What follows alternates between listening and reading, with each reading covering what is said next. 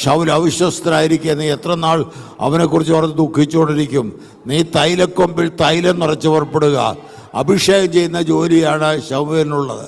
അഭിഷേകത്തിന് തൈലം അവൻ്റെ കയ്യിലാണ്. എന്താ? ഞാനൊരുത്തനെ കണ്ടിട്ടുണ്ട്, ഇശായിയുടെ മക്കളിൽ ഞാനൊരുത്തനെ കണ്ടിട്ടുണ്ട്, ഒരു രാജാവിനെ കണ്ടിട്ടുണ്ട് ഇശായിയുടെ മക്കളിൽ. ശമൂവേൽ പ്രവാചകനോട് ദൈവം പറയുകയാണ്, നീ എത്രത്തോളം ദുഃഖിച്ചുകൊണ്ടിരിക്കുക? ശൗല് അവിശ്വസ്തനായി, ശൗൽ ദൈവം ആക്കി വെച്ച സ്ഥാനത്തു നിന്ന് മാറിപ്പോയി. അവനെക്കുറിച്ചുള്ള പരിപാടി ദൈവം അവസാനിപ്പിച്ചു. അത് കണ്ട് പ്രവാചകനായ മനുഷ്യനായ ശമൂവേൽ ദുഃഖിക്കുകയാണ്. ദൈവം ചോദിക്കുന്നത്, നീ എത്ര നാൾ ദുഃഖിച്ചുകൊണ്ടിരിക്കും?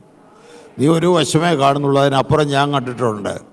ഒരാൾ അവിശ്വസ്തനായെങ്കിൽ ഞാൻ അപ്പുറത്തൊരു മറ്റൊരുത്തിനെ എഴുന്നേൽപ്പിക്കുന്നുണ്ട്. നിൻ്റെ ജീവിതത്തിൽ ഓർത്തു കൊള്ളുക, ആരെങ്കിലും അവിശ്വസ്ത കാണിച്ചാൽ അതുകൊണ്ട് ദൈവത്തിൻ്റെ പ്രോഗ്രാം തീരത്തില്ല. അതിനപ്പുറം ദൈവം മറ്റൊരുത്തനെ കണ്ടുവച്ചിട്ടുണ്ട്.